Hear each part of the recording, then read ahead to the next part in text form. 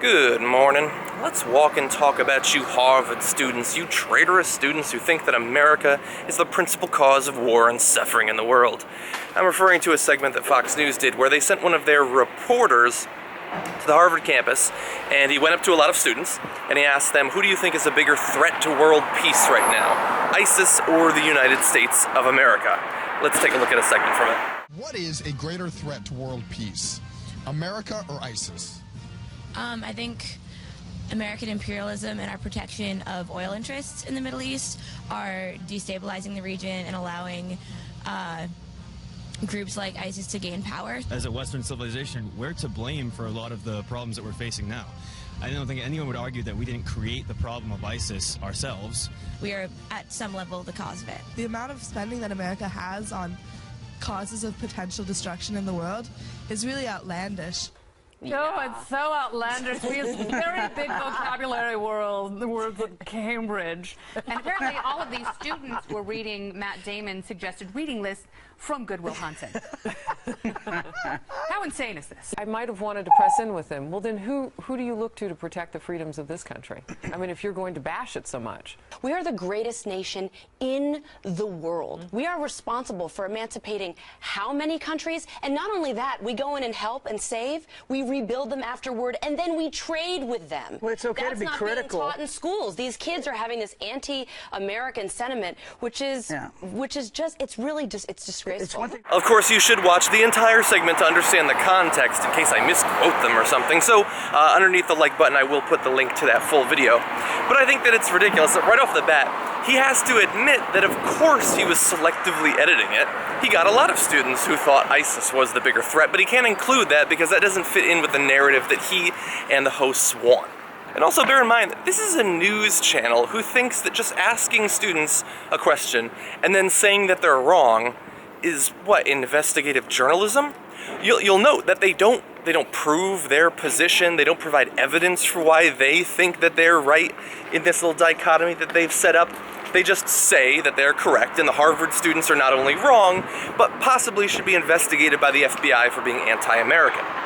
Now, look, I think that right now, I don't think that it's necessarily helpful in terms of solving world problems to just blanket say that America is the biggest cause of, a threat to peace or anything like that. But I mean, hypothetically, we are certainly capable of killing a lot more people on a widespread basis than ISIS is. I mean, look, ISIS is certainly killing a lot of people in Syria and Iraq. They're on the border with Turkey. If they were to move into Turkey, then there would be widespread bloodshed.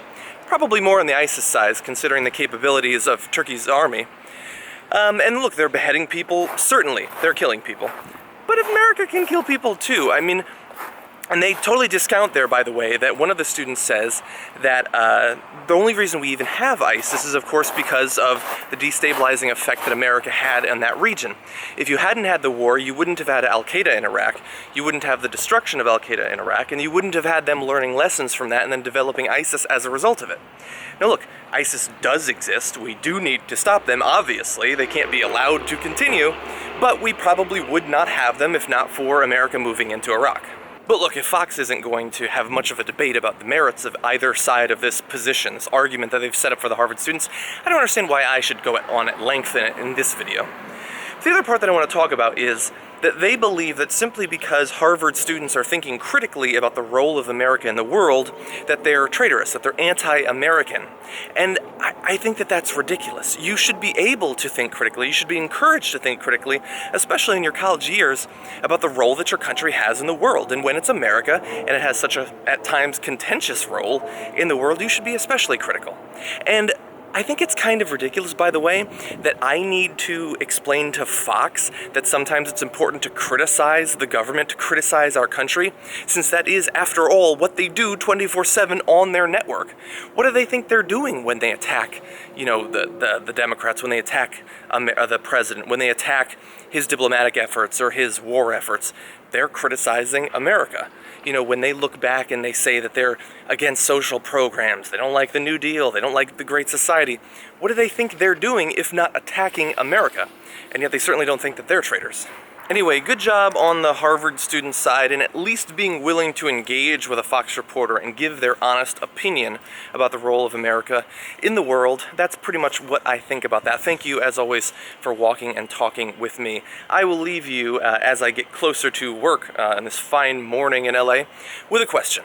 Who do you think is the principal threat to world peace in the world today? America or ISIS? Let me know what you think.